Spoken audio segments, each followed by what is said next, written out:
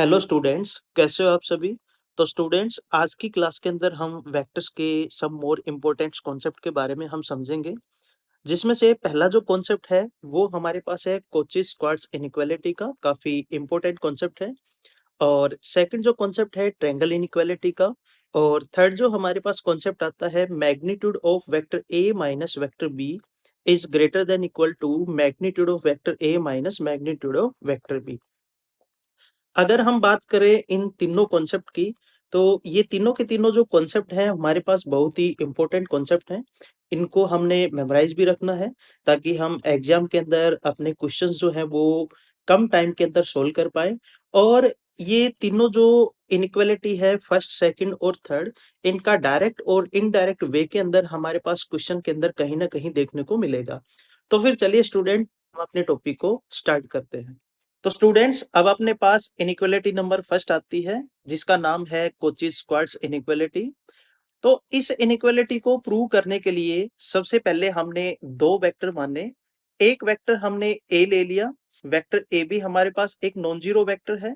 और एक वेक्टर हमने बी ले लिया, वेक्टर बी भी हमारे पास क्या है, एक नॉन जीरो वेक्टर है।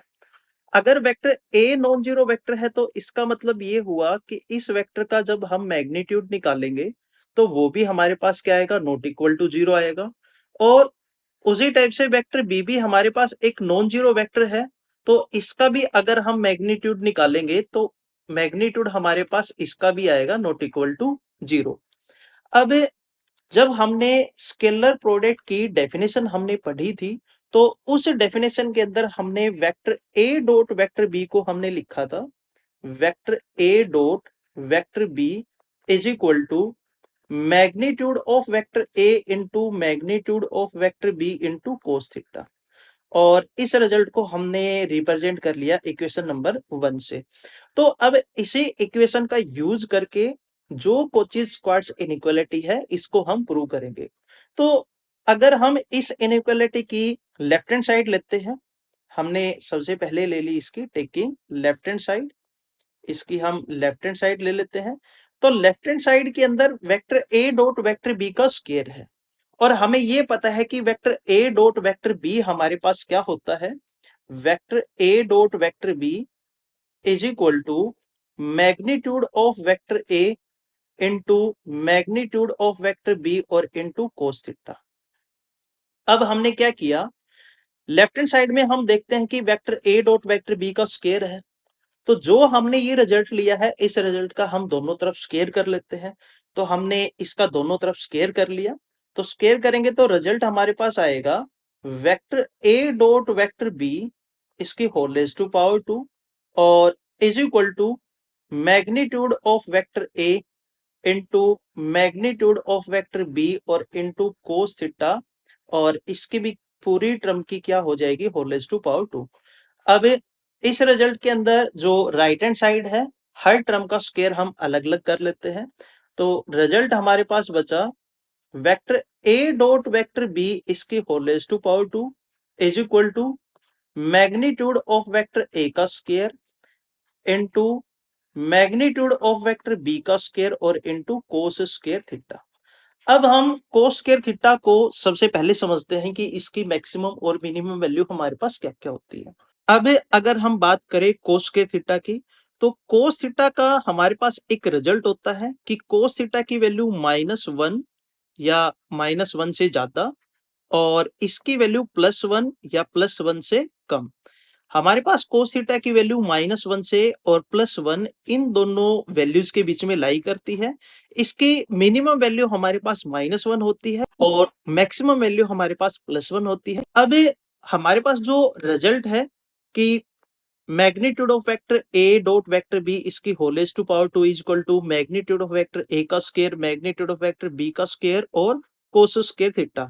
तो यहाँ पे जो कोस स्क्वायर थीटा है, ये कोस स्क्वायर थीटा अपनी वैल्यू कभी भी नेगेटिव की फॉर्म में नहीं देगा। क्यों नहीं देगा? क्योंकि किसी भी एंगल के ऊपर अगर कोस अपनी नेगेटिव वैल्यू देगा तो स्क्वायर के अकॉर्डिंग वो वैल्यू हमारे पास क्या हो जाएगी, पॉजिटिव हो जाएगी, क्योंकि उसका कंप्लीट स्क्वायर हम लेंगे। यहाँ पे कोस स्क्वायर थीटा को हम इस फॉर्म में भी लिख सकते हैं, कोस थीटा और इसकी होल रेज टू पावर 2। यहाँ पे cos थीटा की वैल्यू अगर किसी भी एंगल पे नेगेटिव आती है तो वो स्केयर की वजह से हमारे पास क्या हो जाएगी, पॉजिटिव हो जाएगी। तो इसका मतलब cos स्केयर थीटा अपनी वैल्यू यहाँ पे पॉजिटिव देगा और इस इक्वेशन को हमने मान लिया इक्वेशन नंबर सेकंड।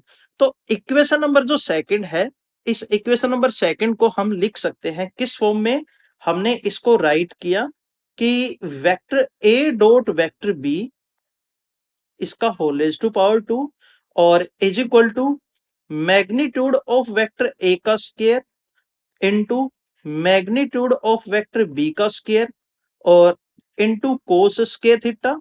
और ये जो रिजल्ट है हमारे पास magnitude of vector A square into magnitude of vector B square और इनटू कोस स्क्वायर थीटा, ये रिजल्ट हमारे पास किससे लेस आएगा, ये रिजल्ट लेस आएगा लेस देन और equal to magnitude of vector A का स्क्वायर और into magnitude of vector B का स्क्वायर। क्योंकि यहाँ पर हमने कोस स्क्वायर थीटा की जो मैक्सिमम वैल्यू है वो कितनी ले ली, हमने 1 ले ली। तो जो लेफ्ट हैंड साइड में जो रिजल्ट चल रहा है vector A dot vector B और इसकी होल रेज टू पावर 2, तो ये लेस देन इक्वल टू किसके होगा, magnitude of vector A square और into magnitude of vector B square. तो फाइनली हम यहाँ पे ये रिजल्ट लिख सकते हैं कि vector A dot vector B इसकी whole raise to power 2 is less than equal to magnitude of vector A का स्क्वायर और into magnitude of vector B का स्क्वायर। और यही हमारे पास क्या है, कोची स्क्वायर्ड इनइक्वालिटी। इस इनइक्वालिटी का हमें क्वेश्चंस के अंदर यूज करने को मिलेगा और डायरेक्टली इसका यूज करके हम अपने क्वेश्चंस को इजी तरीके से सोल्व कर पाएंगे। तो आई होप स्टूडेंट आपको कोची स्क्वायर्ड इनइक्वालिटी बड़े अच्छे से समझ में आई होगी। अगर आपका इस इनइक्वालिटी के लिए कोई डाउट है तो आप कमेंट सेशन के अंदर कमेंट करके जरूर पूछिएगा। अब हम चलते हैं अपनी नेक्स्ट इनइक्वालिटी की तरफ। नेक्स्ट इनइक्वालिटी है हमारे पास ट्रायंगल इनइक्वालिटी, काफी इंपॉर्टेंट इनइक्वालिटी है। इसके ऊपर भी बहुत से क्वेश्चन पूछे जाते हैं। इसका भी हमें डायरेक्ट या इनडायरेक्ट वे के अंदर इसका क्वेश्चंस के अंदर यूज देखने को मिलेगा। तो इनइक्वालिटी सेकंड है हमारे पास magnitude of vector A plus vector B is less than equal to magnitude of vector A plus magnitude of vector B. तो इसको भी हम समझते हैं कि किस टाइप से इस इनइक्वालिटी को हम प्रूव करते हैं। तो स्टूडेंट्स हमने पिछली क्लासेस के अंदर कुछ रिजल्ट्स हमने पढ़े थे, जिसमें से एक रिजल्ट हमने ये भी पढ़ा था कि मैग्नीट्यूड ऑफ वेक्टर ए और इसकी होल रेज़ टू पावर 2 को हम लिख सकते हैं vector A dot vector A. तो इसी टाइप से अगर हमारे पास ये रिजल्ट हो magnitude of vector A plus vector B और इसकी होल रेज़ टू पावर 2, तो इसको भी हम लिख सकते हैं vector A plus vector B dot vector A plus vector B. और अब हमने यहाँ पे वेक्टर ए जो लिया है, वेक्टर ए हमारे पास एक नॉन जीरो वेक्टर है। तो इसका मतलब ये हुआ कि इस वेक्टर का जब हम मैग्नीट्यूड निकालेंगे तो वो मैग्नीट्यूड भी हमारे पास नॉट इक्वल टू जीरो आएगा। और वेक्टर बी जो हमने लिया है, वेक्टर बी भी हमारे पास क्या है, एक नॉन जीरो वेक्टर है और इसका भी जब हम मैग्नीट्यूड निकालेंगे तो वेक्टर बी का मैग्नीट्यूड भी हमारे पास क्या आएगा, नॉट इक्वल टू जीरो आएगा। तो ट्रायंगल इनइक्वालिटी को प्रूव करने के लिए हमने क्या किया, हमने यहाँ पे एक रिजल्ट लिया और वो रिजल्ट हम लेते हैं कि magnitude of vector A plus vector B और इसकी होल रेज़ टू पावर 2। और इस रिजल्ट को हम लिख सकते हैं vector A plus vector B, vector A plus vector B dot vector A plus vector B. अब हमने यहाँ पे क्या किया, हम यहाँ पे डिस्ट्रीब्यूटिव लॉ लगाएंगे और डिस्ट्रीब्यूटिव लॉ लगाने के बाद हमारे पास जो रिजल्ट आएगा वो रिजल्ट बचेगा vector A dot vector A plus vector B और plus vector B dot vector A plus vector B.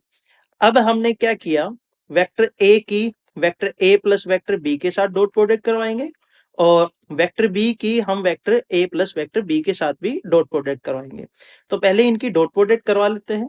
Vector A की वेक्टर ए के साथ हम डॉट प्रोडक्ट करवाएंगे तो रिजल्ट हमारे पास बचेगा magnitude of vector A is whole raise to power 2 और वेक्टर ए की हम वेक्टर बी के साथ डॉट प्रोडक्ट करवाएंगे तो रिजल्ट बचा vector A dot vector B. अब उसी टाइप से वेक्टर बी की ए के साथ हम डॉट प्रोडक्ट कराएंगे तो रिजल्ट आएगा vector B dot vector A और वेक्टर बी की जब हम वेक्टर बी के साथ डॉट प्रोडक्ट करवाएंगे तो रिजल्ट बचेगा हमारे पास मैग्नीट्यूड ऑफ वेक्टर बी का स्क्वायर। अब यहाँ पे जो हमारे पास रिजल्ट है vector B dot vector A तो इसको हम लिख सकते हैं vector A dot vector B क्योंकि स्केलर प्रोडक्ट के अंदर जो कॉम्यूटेटिव जो प्रॉपर्टी होती है वो हमारे पास एग्जिस्ट करती है और कॉम्यूटेटिव प्रॉपर्टी क्या होती है इसको हमने डिटेल में भी पढ़ा है। वो होती है हमारे पास vector A dot vector B is equal to vector B dot vector A. Vector A dot vector B को हम vector B dot vector A लिख सकते हैं या फिर vector B dot vector A को हम vector A dot vector B की फॉर्म में रिप्रेजेंट कर सकते हैं। तो अब हमने क्या किया इस रिजल्ट के अंदर मैग्नीट्यूड ऑफ वेक्टर ए का square as it is plus vector A dot vector B भी हमारे पास एज इट इज और vector B dot vector A को हमने लिखा vector A dot vector B और plus magnitude of vector B का स्क्वायर ये भी है एज इट इज। अब vector A dot vector B vector A dot vector B दोनों रिजल्ट्स जो है हमारे पास ऐड हो जाएंगे तो ऐड होने के बाद रिजल्ट हमारे पास आएगा मैग्नीट्यूड ऑफ वेक्टर ए का स्क्वायर। अब मैग्नीट्यूड ऑफ वेक्टर बी को हम पहले लिख लेते हैं इसको बाद में भी लिख सकते हैं तो हमने इसको पहले लिख लिया मैग्नीट्यूड ऑफ वेक्टर बी का square plus 2 into vector A dot vector B. अब हमने जब स्केलर प्रोडक्ट की डेफिनेशन हमने की थी तो वहां पर हमने vector A dot vector B को लिखा था vector A dot vector B is equal to magnitude of vector A into magnitude of vector B और इंटू कोस थीटा। तो अब हम यहाँ पे vector A dot vector B की वैल्यू पुट करेंगे तो वैल्यू पुट करने के बाद रिजल्ट हमारे पास आएगा मैग्नीट्यूड ऑफ वेक्टर ए का square plus magnitude of vector B का स्क्वायर और plus 2 into magnitude of vector A into magnitude of vector B और इंटू कोस थीटा। और हमें यहां पर ये पता है कि magnitude of vector A into magnitude of vector B into cos theta is less than equal to magnitude of vector A into magnitude of vector B. तो हमारे पास जो magnitude of vector A plus vector B is equal to ये result हमारे पास इसके equal आ रहा है किसके इक्वल है मैग्नीट्यूड ऑफ वेक्टर ए का square plus magnitude of vector B का स्क्वायर और plus 2 into magnitude of vector A into magnitude of vector B और इंटू कोस थीटा। और ये जो रिजल्ट है complete result magnitude of vector A का square plus magnitude of vector B का square plus 2 into magnitude of vector A into magnitude of vector B into cos theta ये result हमारे पास हो जाएगा less than equal to magnitude of vector A का square plus magnitude of vector B का square और plus 2 into magnitude of vector A और into magnitude of vector B. तो अब फाइनली हम यहाँ पे एक रिजल्ट लिख सकते हैं वो रिजल्ट हमारे पास क्या बनेगा कि magnitude of vector A plus vector B इसकी whole raise to power 2 is less than equal to magnitude of vector A का square plus magnitude of vector B का स्क्वायर और plus 2 into magnitude of vector A into magnitude of vector B. अब हमने इससे पहले वाली classes के अंदर क्या किया था कि magnitude of vector A square plus magnitude of vector B square plus 2 into vector A into magnitude of vector B इसको हमने लिखा था क्या लिखा था हमने कि magnitude of vector A plus magnitude of vector B और इस दोनों टर्म की होल रेज टू पावर 2 यानी कि a plus B whole raise to power 2 की फॉर्म के जो हमने फॉर्मूले हमने किए थे वेक्टर के अंदर, तो उन फॉर्मूलाज के अकॉर्डिंग हमने इस रिजल्ट को लिखा है। तो उस वीडियो का जो लिंक है वो आपको डिस्क्रिप्शन बॉक्स में मिल जाएगा, तो उस वीडियो को भी आप जरूर देखिएगा, वहां से आपका ये कॉन्सेप्ट जरूर क्लियर होगा। तो फाइनली हमारे पास रिजल्ट क्या बचता है? रिजल्ट हमारे पास बचा magnitude of vector A plus vector B इसकी whole raise to power 2 is less than equal to, bracket के अंदर हमने इन दोनों टर्म्स को ले लिया, magnitude of vector A plus magnitude of vector B, और इन दोनों टर्म की होल रेज टू पावर 2।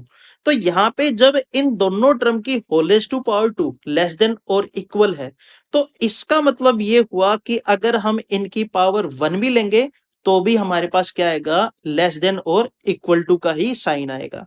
तो रिजल्ट हमारे पास बचा magnitude of vector A plus vector B is less than equal to magnitude of vector A plus magnitude of vector B, और यही हमारे पास क्या है, ट्रायंगल इनइक्वालिटी है। तो आई होप स्टूडेंट आपको ये इनइक्वालिटी बड़े अच्छे से समझ में आई होगी। अगर आपका कोई डाउट है, कोई कॉन्सेप्ट आपका क्लियर नहीं हुआ है, तो एक बार आप इस वीडियो को रिवर्स करके देखिएगा, आपका जरूर क्लियर होगा। अगर फिर भी आपका कोई डाउट है तो आप कमेंट सेशन के अंदर कमेंट करके जरूर पूछिएगा।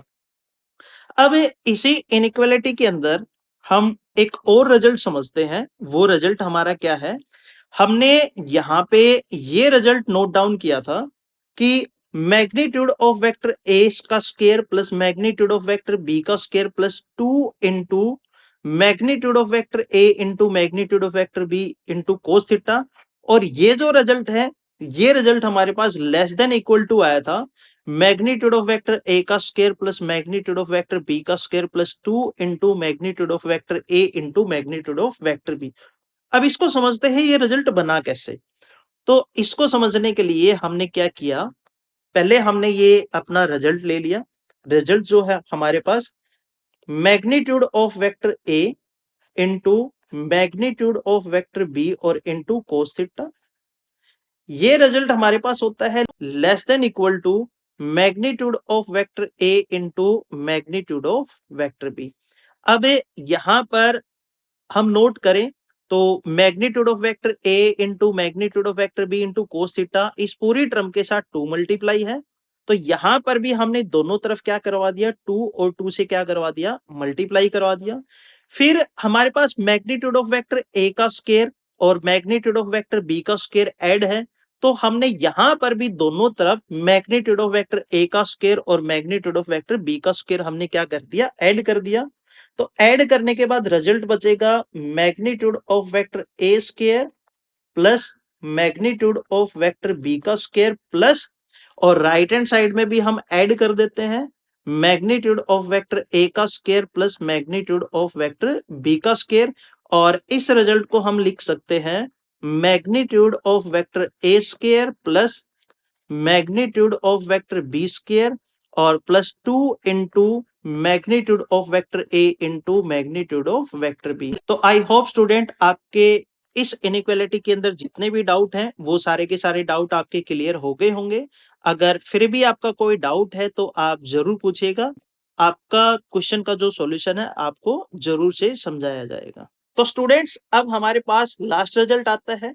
लास्ट रिजल्ट के अंदर दिया हुआ है हमारे पास कि magnitude of vector A minus vector B is greater than equal to magnitude of vector A minus magnitude of vector B. यहां पर भी हमने दो वेक्टर लिए हुए हैं, एक वेक्टर हमारे पास ए है, वेक्टर ए भी हमारे पास एक नॉन जीरो वेक्टर है, और एक वेक्टर हमारे पास बी है, वेक्टर बी भी हमारे पास क्या है, एक नॉन जीरो वेक्टर है।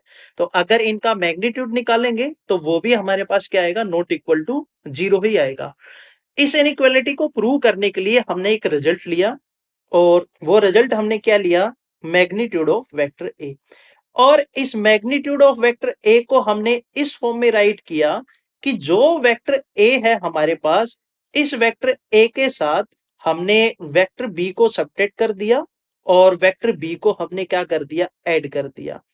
अब उस ट्रायंगल इनइक्वालिटी के अंदर हमने क्या देखा था, हमने ये प्रूव किया था कि magnitude of vector A plus vector B is less than equal to magnitude of vector A plus magnitude of vector B. तो इस रिजल्ट का हम यूज करेंगे। यहाँ पे वेक्टर ए का काम कर रहा है vector A minus vector B, और वेक्टर बी की जगह हमारे पास वेक्टर बी ही है। तो इसका मतलब ये रिजल्ट हमारे पास क्या होगा, less than equal to magnitude of vector A minus vector B, magnitude of vector A minus vector B और plus magnitude of vector B. तो हमने क्या किया, हमने दोनों तरफ मैग्नीट्यूड ऑफ वेक्टर बी हम सबट्रैक्ट कर देंगे, तो हमारे पास रिजल्ट आएगा magnitude of vector A minus magnitude of vector B is less than equal to magnitude of vector A minus vector B और plus magnitude of vector B और minus magnitude of vector B. Magnitude of vector B से magnitude of vector B हमारे पास cancel out हो जाएगा, तो result हमारे पास बचा magnitude of vector A minus magnitude of vector B is less than equal to magnitude of vector A minus vector B. और इसको हम इस फॉर्म में भी लिख सकते हैं कि magnitude of vector A minus vector B is greater than equal to magnitude of vector A minus magnitude of vector B. और इस इनइक्वालिटी के अंदर हमने इसी रिजल्ट को प्रूव करना था। तो आई होप स्टूडेंट्स आपको ये तीनों के तीनों जो रिजल्ट्स हैं ये आपको बड़े अच्छे से समझ में आए होंगे। अगर आपका कोई डाउट है तो आप कमेंट सेशन के अंदर कमेंट करके जरूर पूछिएगा। तो स्टूडेंट्स आज की क्लास के अंदर इतना ही। आई होप आपको सारे के सारे रिजल्ट बड़े ही डिटेल में क्लियर हो गए होंगे। अगर आपका कोई डाउट है तो आप जरूर से पूछिएगा। और इस चैनल पे जो नए हैं तो वो प्लीज चैनल को लाइक करें, शेयर करें और सब्सक्राइब भी करें और अपने दोस्तों के साथ भी शेयर करते रहें। तो मिलते हैं स्टूडेंट कल एक नए टॉपिक के साथ। Thank you, have a nice day.